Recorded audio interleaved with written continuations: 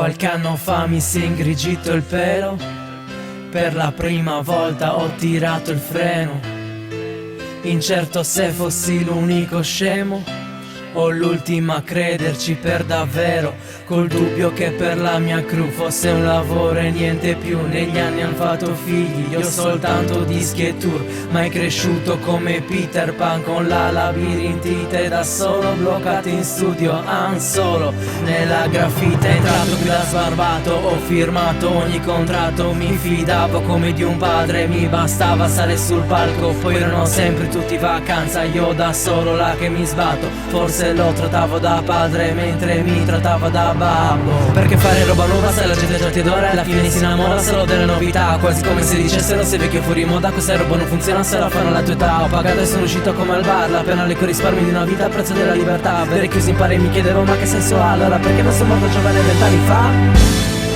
Ricominciare da meno di zero e finalmente sollevare il velo e raccontarmi veramente non l'immagine vincente che la gente prova a vendere di sé.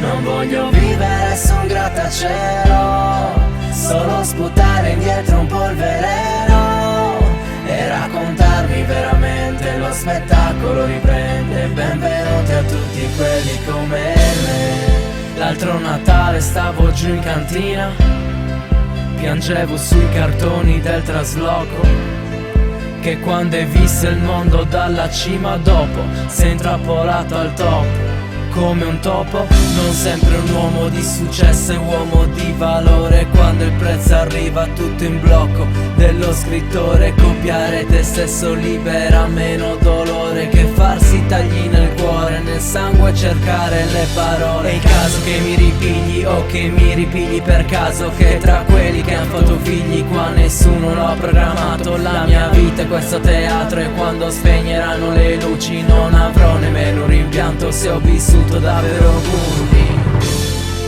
E per la strada mi chiamano zio, e Philadelphia e io sono Rocky.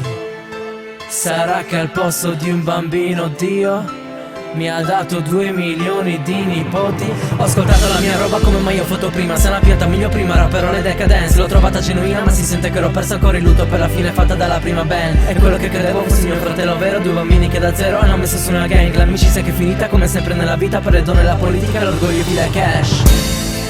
Ricominciare da meno di zero e finalmente sollevare il velo e raccontarmi veramente non l'immagine vincente che la gente prova a vendere di sé. Non voglio vivere su un grattacielo, solo sputare indietro un po' il veleno e raccontarmi veramente lo spettacolo riprende. Benvenuti a tutti quelli come me. Benvenuti a tutti quelli come me.